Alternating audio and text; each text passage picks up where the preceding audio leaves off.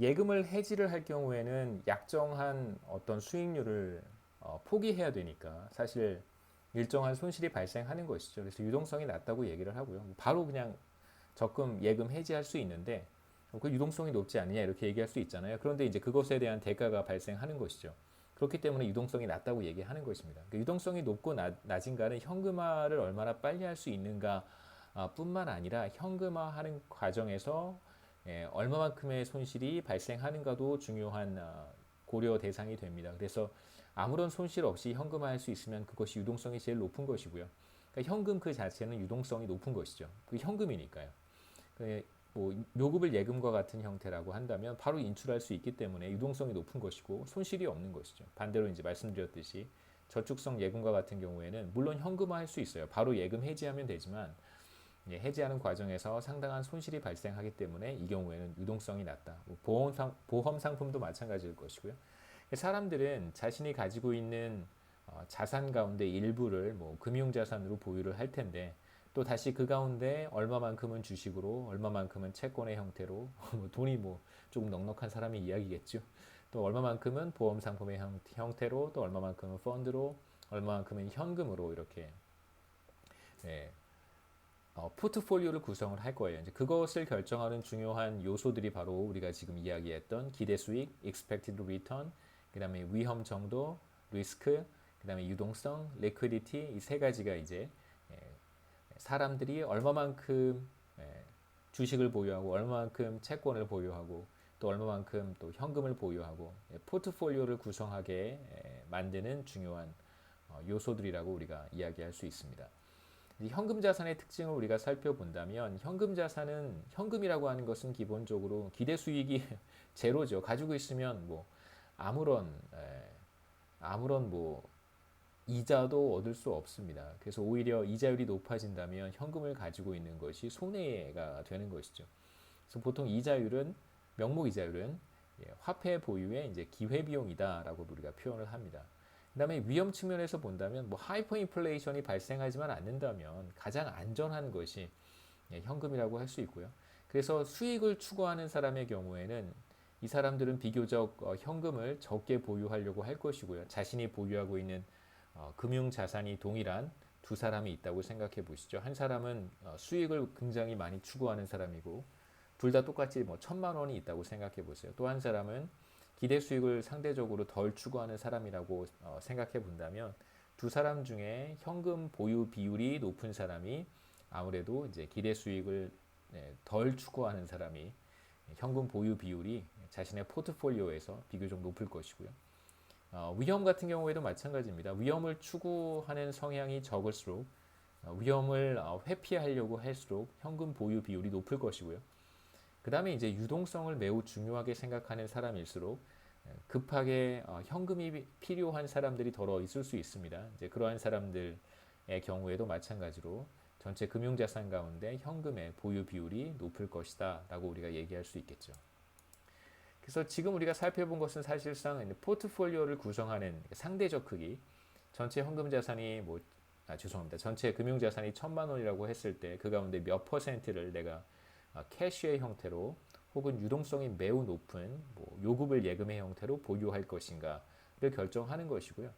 사실 이제 우리의 관심사라고 한다면 현금 자산의 어떤 절대적인 크기, 상대적인 크기가 포트폴리오라고 한다면 절대적인 크기가 이제 우리의 관심사라고 할 수 있습니다. 자, 그렇다면 어떤 요인들 때문에 현금을 더 많이 보유하고 어떤 요인들 때문에 현금을 더 적게 보유하게 될까? 세 가지가 있습니다. 우리가 중요하게 생각해 볼 수 있는 것이 뭐 여러 가지가 더 있을 수 있는데요. 이제 우리는 거시경제 지표와 거시경제라고 하는 커다란 그 어떤 프레임워크 내에서 화폐 시장을 보고 있는 것이고요. 그래서 화폐 시장이 다른 시장들, 뭐 경제 전체의 노동 시장이라든가 혹은 뭐 대부 시장이라든가 그 펀드를 빌리고 빌려주는 그런 대부 시장이라든가 우리가 이제 앞서 봤던 거시경제의 어떤 중요한 어떤 다른 컴포넌트들과 연결시킬 수 있는 연결고리들을 우리가 한번 찾아보는 것이고요.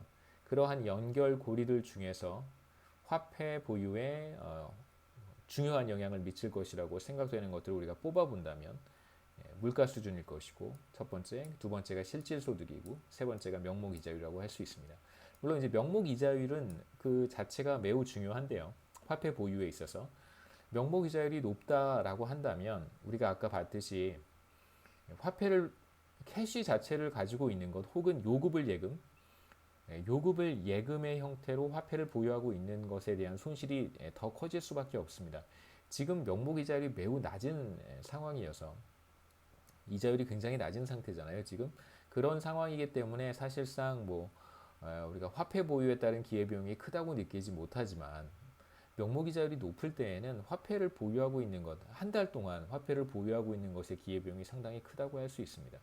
사실 개개인의 입장에서는 명목 이자율이 뭐 그렇게 중요할까라고 생각할 수도 있겠지만 금융기관의 입장에서 본다면 사실 화폐 수요가 하는 것이 우리들만의 화폐 수요가 아니고요. 금융기관들도 다 포함이 되어 있고 이제 기업도 마찬가지입니다. 결국 금융기관들 우리가 뭐 캐시를 장롱 안에 넣어놓을 수도 있고 침대 매트리스 밑에 넣어놓을 수도 있는데요. 뭐 그런 캐시도 물론 중요하지만 사실 여기서 우리가 관심을 갖는 캐시라고 한다면 이제 주로 우리가 금융기관에 예금을 하잖아요. 요금을 예금의 형태로든 어떤 형태로든 예금을 하게 됩니다. 이제 그러한 예금들을 우리가 다 풀링해 본다면, 다 합쳐 본다면 기업들도 마찬가지겠죠. 기업들도 기업의 금고에다가 돈을 현금을 뭐 넣어놓기도 하겠지만 사실상 금융기관을 통해서 금융거래를 하게 되잖아요. 그래서 금융기관에 모이게 되는 그런 이제 유동성, 그런 캐시 이런 것들이 사실상 이제 우리의 관심입니다. 거기에 있어요. 개인들이 가지고 있는 지갑에 있는 현금도 물론